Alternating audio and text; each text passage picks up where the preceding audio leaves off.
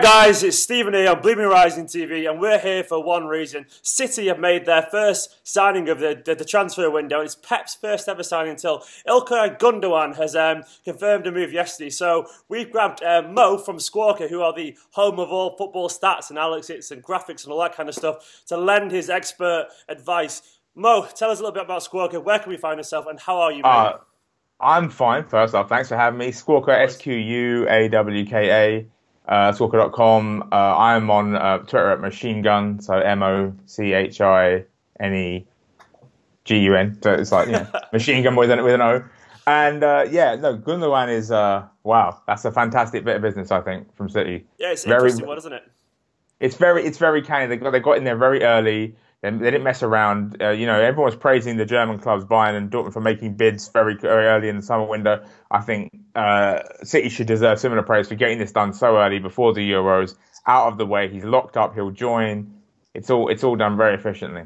Yeah, I mean, it's nice for a change to see City be quite on it in the market. But let's get into the actual interesting thing. Why does Pep Guardiola want him? Why is he the first person that he's confirmed as a Manchester City player?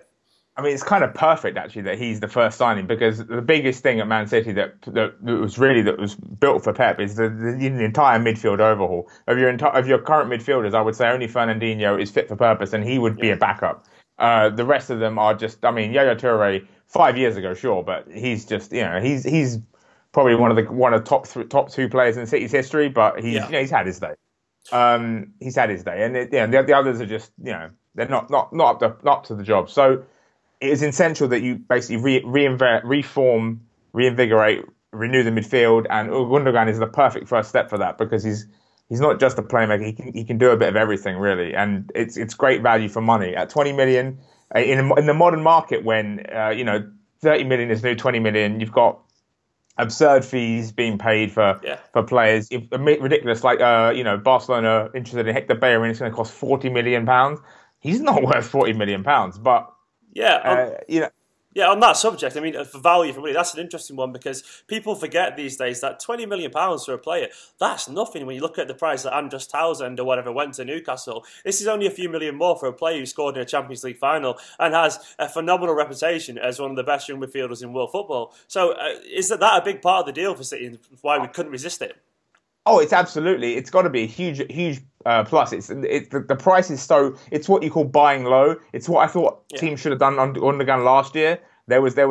He come off the injury, and everyone was like, and it was really opportunity for people to buy low. He was touting himself all around Europe, trying to get a transfer, and no one did anything. And I thought that was a huge mistake on behalf of every big club, because I was thinking, look, he's not there yet, but you buy him and you play him for a season, and you let him build his fitness back up. He's going to be amazing, because even when he came back, it was clear the technique had never gone anywhere. I think it's very smart to buy low like that, especially when compared to, say, Arsenal paying 30 million for Granit Xhaka from Mönchengladbach. Yeah, that's an interesting one, actually, Xhaka, because obviously there's been a lot of headlines about him, and it's fair to say that these two have been two of the better midfielders in the Bundesliga. How do they compare them as players statistically? Because that's obviously where you guys, that's what you're the best at, that kind of stuff. How do you think they'll adapt to the league, and how do they compare as midfielders? Adaptation-wise, I think obviously the first thing is Xhaka walks into a very sort of settled side at Arsenal, whereas Gundogan, it's going to be a very passing-oriented team. He'll fit into the system, but it's going to be it's a whole new system. It's a whole new way of playing. So it's going to be interesting to see.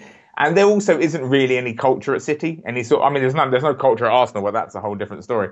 There's no real culture of winning at City, because the three big players, none of them are what you would call leaders. City's big three. There's only Vincent Kompany, and he can't do it all by himself. He's one guy. Yeah. So, there's no real, and so Pep will need to have that. One of the things he'll need to do is instill the winning culture. So it's going to be interesting with that. But statistically, pass completion rate in the Bundesliga last season, Xhaka was 85%, Gundogan 88%. So he's more pass completion. Passes completed in the final third. This is ridiculous. Xhaka 183, sorry, and Gundogan 413 passes completed in the final third. That's partly because Dortmund dominate the ball much more, play a much more offensive brand of football. But, passes completed per game, he's on 69, whereas Xhaka's only 68.29. Total forward passes per 90 minutes. This is interesting. Yeah. Because this is where he really fits into Pep's system. Xhaka has 58.69, Gundogan has 53.55, so it's not as many. Yeah, he's dominating the ball in the final third, but it's not always necessarily pinging it forward. But that's good. That's fine because he's obviously about keeping hold of the ball, which is exactly, it fits into what Pep wants. I mean, it's perfect. Yeah, there's also an interesting side as well that people seem to think that Gundogan is just a creative player, but there is more to that. And we saw a stat flying around about how he's had 237 interceptions, which is the most in the middle third of the pitch in the Bundesliga over the past 2 years. So is there more to his game than this? Oh, there's lots more to his game than this. This is partly why all the big clubs in Europe, Barcelona, Real Madrid in particular, were looking at him. Barcelona spent ages thinking, should we buy this guy to replace Xavi? And I think had he not got that backing, I think they would have done. I think he's got such a really all-round skill set. He could even, a bit like Thiago Alcantara, actually, also at Bayern Munich, he has the ability to, in a lot of games against lesser opposition when you're going to dominate the ball, he could play defensive midfield. Because, of course, you have to remember, in Pep Guardiola's system, okay, yes, defensive midfield, you have to be able to defend, but not to the degree where you would need someone like Fernando. It's more about how you can move the ball. Look at who his best defensive midfielder in the world is and who he made at Barcelona, Sergio Busquets. Now, he's an incredible defender, but if you compared him as an orthodox DM against, let's say, Mascherano, no comparison. So, Gundogan, interceptions last season, he made 55 to Xhaka's 73, but Xhaka plays as an orthodox defensive midfielder. Interceptions made in the opponent's half, Xhaka 29, Gundogan 34. He intercepts the ball high, pressing high. That's perfect Pep Guardiola talk. Tackles won. Xhaka has a 41% completion rate. Gundogan has 34% completion rate.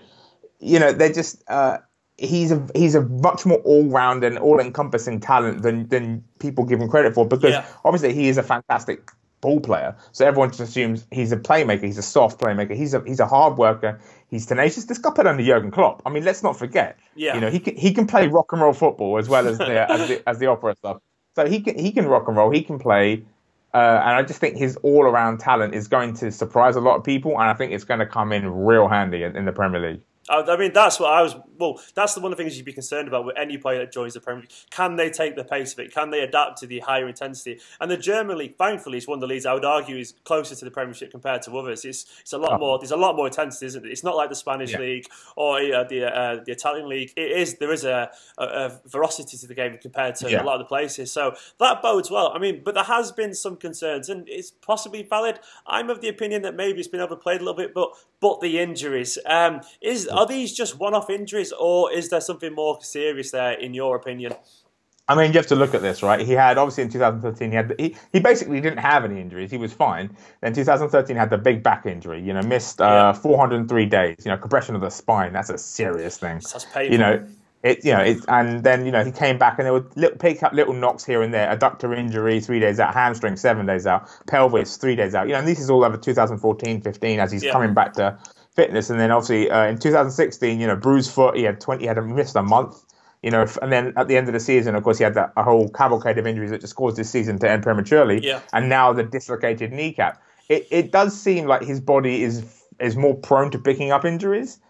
Picking up knocks, but the big injuries that he's had, the two big injuries, they're almost freak injuries, right? A dislocated kneecap and a compressed spine. That doesn't happen regularly. He's not missed like for example, Robin van Persie used to for Arsenal, where he would miss 2-3 months with a muscle strain. There's no muscular. It's not really muscular injuries here. These are mostly impacts, damages. He's had serious actual. Oh my god, wow, that must hurt. Not really strains and pulls and tears where he actually starts affecting the way he plays his game. So, provided the medical, I think he'll pick up injuries for City. I don't think he'll be consistently fit. But would he be Vincent Kompany, constantly getting muscle strains and missing 2-3 months of season? No, I don't think he'll be like that at all.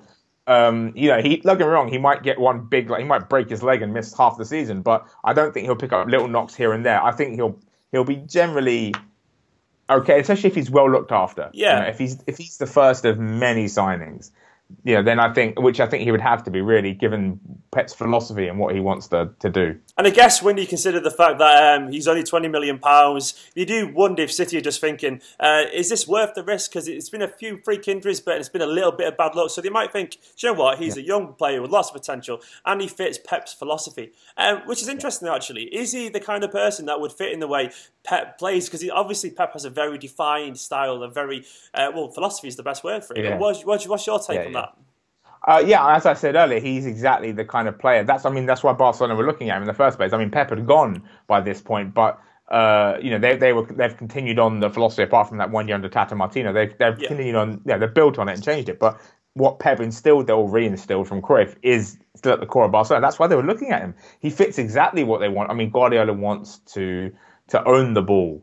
You know, to own possession, but then he also wants players who have the ferocity and hunger to be able to win it back. Like, it's not just enough to be good ball players to pass the ball around. Well, this is what people don't really appreciate about the Barcelona midfield, is that Xavi and Iniesta, when they were at their peak, they were great defenders. Iniesta still is. If you watch him, he's like tiny. He's like 5'5", 5'6". He's wet, you know, maybe 8 stone wet through. And he can dispossess bigger guys because he has a great sense of timing, and that's what Gundogan has. He has that same sort of sense of timing, but he's bigger. He's a bit of a bigger guy. He's got some meat on him. He's more fierce, so he could even physically mix it up. So I think what you have here is a potential for a player that, like Arturo Vidal at Bayern Munich, like Thiago even at Bayern Munich, could become really special under Pep. He fits exactly the philosophy. He will be one of the lead midfielders. You look at the other players that Pep's looking at, you know, the Toni Kroos, Isco. Isco is a great midfielder, but he's a different kind of midfielder. Toni Kroos is very much like Xavi as well, but Gundogan has, just because he can do everything. He's the perfect first signing because he's a midfielder who can do every aspect of the midfield play that Guardiola wants. He fits the philosophy perfectly, and I think it's exactly what City need to start this. I don't want to say revolution, but this is what they need to start this revolution, because they need a lot of players. Like I said, you need an entirely new midfield. Really, and then you need fullbacks, obviously, and I think also you need a centre back.